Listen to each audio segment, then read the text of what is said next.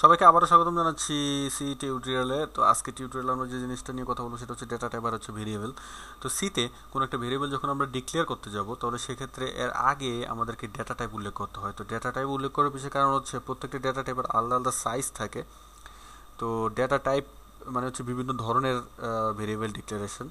For example আমরা character, integer, ফ্লট বিভিন্ন ধরনের ভেরিয়েবল ডিক্লেয়ার করতে পারি। তো সেক্ষেত্রে প্রত্যেকটার জন্য আবার মেমোরি সাইজ আমাদের আলাদা আলাদা করা হয়েছে। যেমন আমরা যদি বলি যে ক্যারেক্টার কোনো একটা ভেরিয়েবল ডিক্লেয়ার করি, তাহলে সেক্ষেত্রে আমার মেমোরিতে যে জায়গা সেটা লাগবে হচ্ছে 8 বিট, সেটা আমাদের জন্য রাখা হয়।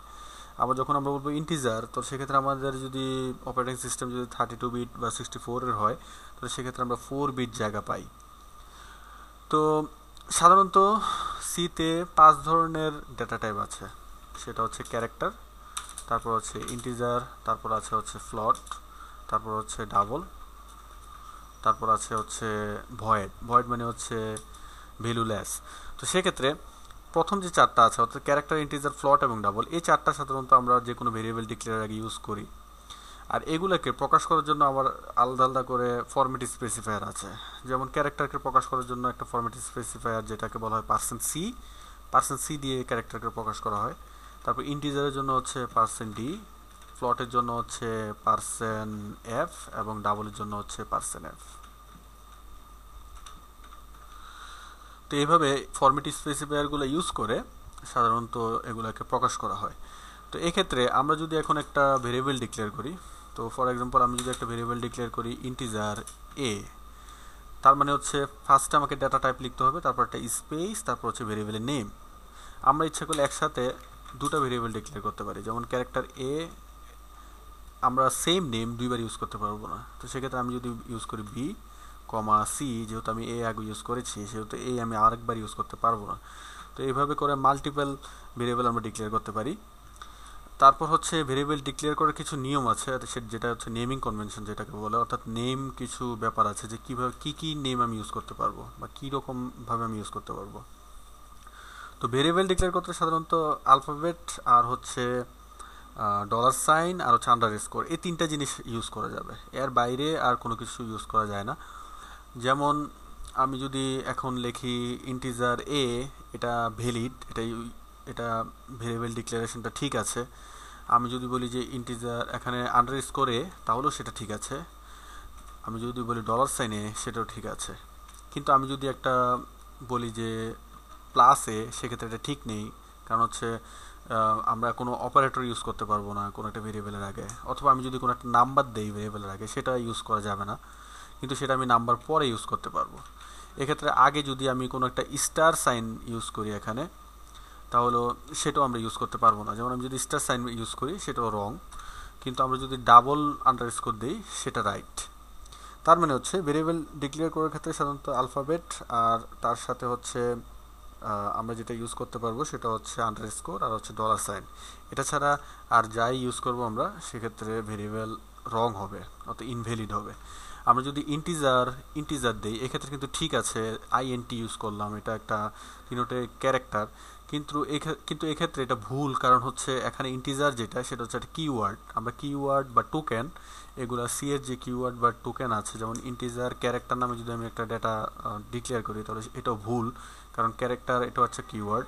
তো কিওয়ার্ড বা টোকেন এগুলো আমরা ডিক্লেয়ার করতে পারবো না ভেরিয়েবল হিসাবে। তো আশা করি আপনাদের কাছে ক্লিয়ার। তার মানে হচ্ছে আলফাবেট অর $সাইন অর আন্ডারস্কোর, এই তিনটা জিনিস আমরা ইউজ করতে পারবো সি এর ভেরিয়েবলে। তো এখন আমি একটা ভেরিয়েবল ডিক্লেয়ার করছি। ফর এক্সাম্পল আমি একটা ভেরিয়েবল ডিক্লেয়ার করছি ক্যারেক্টার এ ইকুয়াল টু দিলাম হচ্ছে সিঙ্গেল কোড দিয়ে ক্যাপিটালে। তো আমরা যদি ক্যারেক্টার আমরা ডিক্লেয়ার করি, তো ক্যারেক্টার যদি আমরা অ্যাসাইন করতে চাই তাহলে সেটা সিঙ্গেল কোড দিয়ে অ্যাসাইন করতে হবে। তো সেটা সেমিকোলন দিয়ে শেষ করে আমি যদি এখন এই লাইনটাকে বিশ্লেষণ করি, তাহলে যেটা দাঁড়াবে, যখন আমি বললাম যে ক্যারেক্টার এ, তখন যে ঘটনাটা ঘটেছে সেক্ষেত্রে হচ্ছে এরকম একটা মেমোরি 8 বিটের, অর্থাৎ ক্যারেক্টারের যে সাইজ সেটা হচ্ছে আসলে 8 বিটের, এই ধরনের একটা মেমোরি আমার জন্য অ্যাসাইন করা হয়েছে, যেটা হচ্ছে 1 2 3 4 5 6 7, এই হচ্ছে 8 বিট। তো আমি যখন অ্যাসাইন করলাম এখানে শুধু ক্যারেক্টার এ বললাম, তখন আমাকে এরকম একটা ব্ল্যাঙ্ক একটা মেমোরি আমার জন্য অ্যাসাইন করা হয়েছে। আর যখন আমি বললাম এ ইকুয়াল টু সিঙ্গেল কোটে, তার মানে হচ্ছে এখানে যে এ আছে এর মধ্যে হচ্ছে এই এটাকে ধারণ করবে, তার মানে হচ্ছে ভেরিয়েবলের কাজ হচ্ছে ধারণ করা। তো এখন ধারণ যেটা করলো সেটা হচ্ছে এই জায়গাগুলো ভরাট হয়ে যাবে। তো সেটা কিভাবে ভরাট হবে, এর যে একটা আস্কি কোড আছে সে আস্কি কোড হচ্ছে 65। তো 65-এর যে বাইনারি নাম্বারটা আছে সেটা অনেকটা হচ্ছে 0 1 0 0 0 0 0 1। তার মানে হচ্ছে এখানে 2 পাওয়ার 6 প্লাস হচ্ছে 1, এটা হচ্ছে ইকুয়াল টু হচ্ছে 65। তার মানে হচ্ছে আমি যখন কোনো একটা ভেরিয়েবল ডিক্লেয়ার করলাম, ব্ল্যাঙ্ক একটা জায়গা মেমোরি আমার জন্য অ্যাসাইন করা হলো, যখন আমি ভেরিয়েবলের মধ্যে কোনো একটা ডেটা অ্যাসাইন করলাম বা রাখলাম সেটা এভাবে মেমোরিতে বসে গেল। তার মানে হচ্ছে ভেরিয়েবলের কাজ হচ্ছে কোনো একটা ডেটাকে ধারণ করা। আর আমরা এখানে জানলাম যে কিভাবে ভেরিয়েবল ডিক্লেয়ার করতে হয়।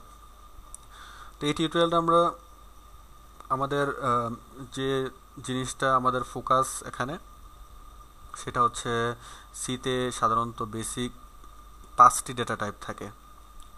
এটা খুব কমন একটা ইন্টারভিউ কোশ্চেনও, যে সিতে 5 ধরনের ডেটা টাইপ থাকে। সেগুলো হচ্ছে ক্যারেক্টার, ইন্টিজার, ফ্লোট, ডাবল, আরেকটা হচ্ছে ভয়েড। আর আমরা দেখলাম যে ভেরিয়েবল ডিক্লেয়ার করার যে নিয়ম, আর ভেরিয়েবল ডিক্লেয়ার করার যে নিয়মটা সেটা হচ্ছে আমরা আলফাবেট অর $সাইন অর আন্ডারস্কোর ইউজ করতে পারবো। এটা ছাড়া যাই ইউজ করব সেটা ভেরিয়েবল ইনভ্যালিড হবে।